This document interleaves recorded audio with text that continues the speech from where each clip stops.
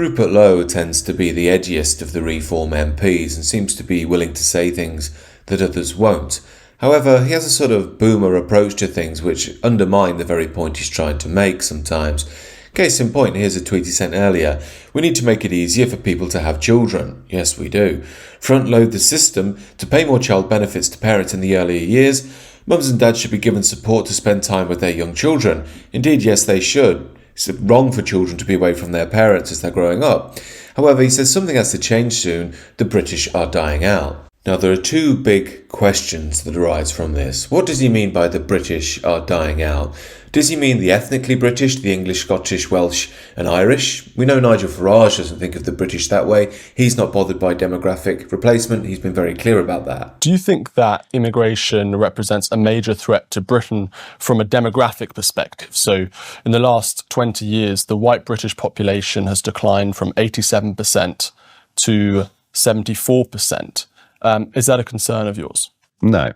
And secondly, as Raw Egg Nationalist points out here, the message is right, but the problem is enormously complex and won't be solved by throwing money at people to have children. It didn't work in South Korea. It hasn't worked in Hungary. We need to face there's something more about modern life that makes reproduction undesirable and unachievable. Further to that, another problem with this approach is that it will just inspire non-white British to breed all the more. Their birth rates are already much higher than the indigenous population. We can see how stark the differential is between births in England in 2023. Here, 55%, basically half of births, are white British, while demographically white British makes up 75%. So obviously Lowe's heart is in the right place, but his suggestion isn't going to work at all. I mean, is it only white British people that need these incentives and benefits? The real issue at heart here is how much one values their culture, their people, and their tradition. If you remove these things, you won't have healthy birth rates. Now, we've invited people into the country who are connected to their people. They think they matter. They think their tradition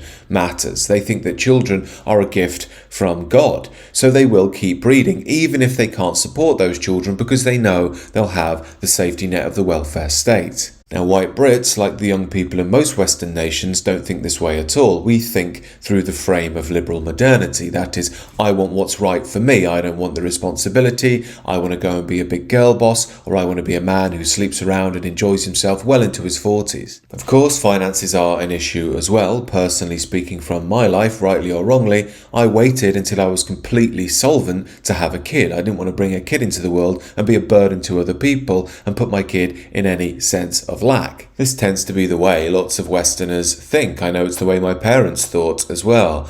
However, we also think other strange things, such as what would it matter if the white British went extinct? I mean, we're not racists, are we? And of course, the very same people who think that would never think such things about Asians or Africans or any other group.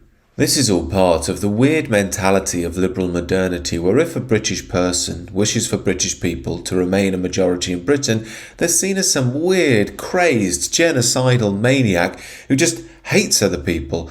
Yet when out in the UAE they're having a programme to boost Arab births, nobody seems to bat an eyelid.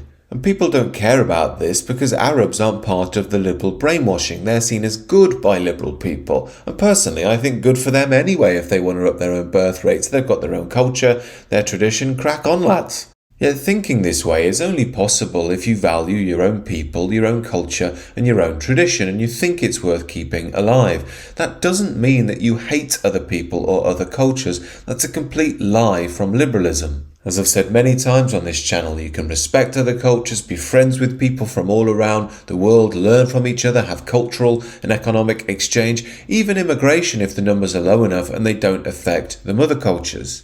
But given large swathes of Western people have been hoodwinked into believing any such belief is unabated evil, they live lives centred around themselves and their own pleasure. They buy into the liberal doctrine and believe any shortcomings we're missing out on can be filled by Indians, Moldovans, Somalis, coming here to be our waiters, our nannies, our Deliveroo drivers. So a few incentives aimed at prospective young families isn't going to change much. There needs to be a much more fundamental shift away from the mentality of liberalism and individualism to more of a collective way of thinking about our culture, our people and our tradition, namely that they all matter, and more importantly, believing in such things and living by such things is not hateful at all. It's perfectly normal in human history. In fact, it's a very healthy part of human flourishing. Ironically enough, this is exactly how many of the people who come to the West actually think about their people, their cultures and traditions, and who can blame them? It's completely normal and natural. As I say though, I think the West is going to have to go through some hard times to relearn some of the core lessons of life. Of course, I speak about all this on the Substack. I'm aiming to build a community there too, focused on self-transformation and realignment with the tradition. Do check it out down below. Meanwhile, let me know your thoughts on this and do consider subscribing to the channel if you're new.